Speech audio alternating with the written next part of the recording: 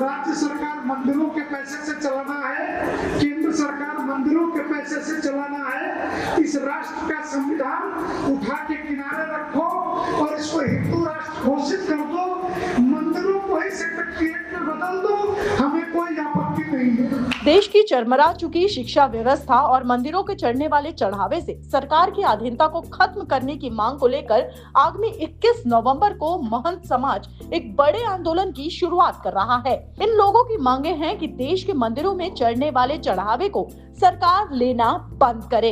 इन महंतों का कहना है कि जब किसी और धर्म स्थलों से सरकार पैसा नहीं लेती है तो फिर देश के मंदिरों के चढ़ावे ही सरकारी खाते में क्यों जाते हैं।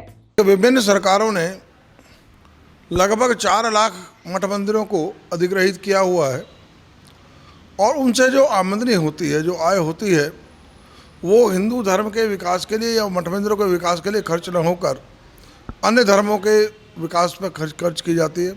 उसका अधिकांश पैसा जो है विधर्मियों पर खर्च होता है। अब 21 नवंबर को श्री कालिका पीठ के प्रांगण में मठ मंदिर बचाओ आंदोलन का शुभारंभ होने जा रहा है।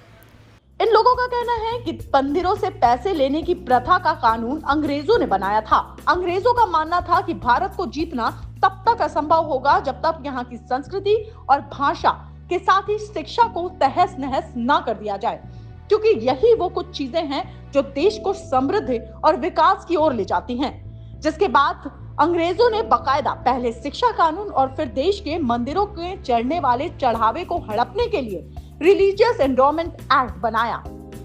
सरकार ने जहां एक और हमारे लगभग 4 लाख हिंदू मठ मंदिरों को अधिग्रहित किया हुआ है, आज तक किसी भी मदरसा, मस्जिद या चर्च को अधिग्रहित नहीं किया गया और ना ही उनकी आमदनी पर जो है किसी प्रकार का कोई दृष्टि उन्होंने डाली है।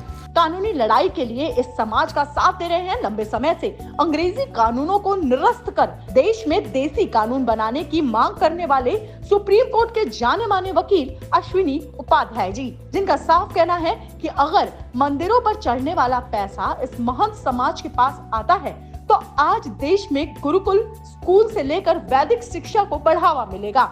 साथ ही ये समाज मंदिर के रखरखाव और देश में भाषा संस्कृति को आगे बढ़ाने में और अच्छा योगदान कर पाएगा। भारत के 4 लाख मंदिर सरकार के कंट्रोल में है, लेकिन कोई चर्च, कोई दरगाह, कोई मजार, कोई मस्जिद सरकार के कंट्रोल में नहीं है। 4 लाख मंदिरों का चढ़ावा सरकार लेती है।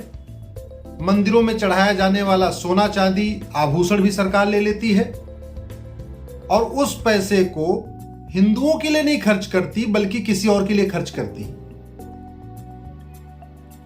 मंदिर में आने वाले भक्त जो चढ़ावा चढ़ाते हैं वो सरकार के लिए नहीं चढ़ाते, वो देवी देवताओं के लिए चढ़ाते हैं। इसलिए देवी देवताओं का चढ़ावा धर्म के कार्य में खर्च होना चाहिए, सनातन धर्म के प्रचार प्रसार में खर्च होना चाहिए, गुरुकुल की स्थापना में खर्च होना चाहिए, वैदिक स्कूल खोलने के लिए खर्च होना चाहिए, किसी और कार्य के लिए नहीं। इसके लिए मैंने सुप्रीम कोर्ट में PIL फाइल किया है और संत समाज इसके लिए अब सड़क पे आंदोलन शुरू कर रहा है। दरअसल इस पूरे मामले को बारीकी से समझने के लिए हमें इतिहास के पन्नों को पलटना जरूरी होगा, जहां 1863 में अंग्रेजों ने देश के मठ मंदिरों को अधीन करने के लिए रिलीजियस एंडोमेंट एक्ट बनाया था, जिसे आजादी के बाद खत्म कर देना चाहिए था, लेकिन उल्टा 30 और नए एक्ट इस कानून के तहत बनाए गए।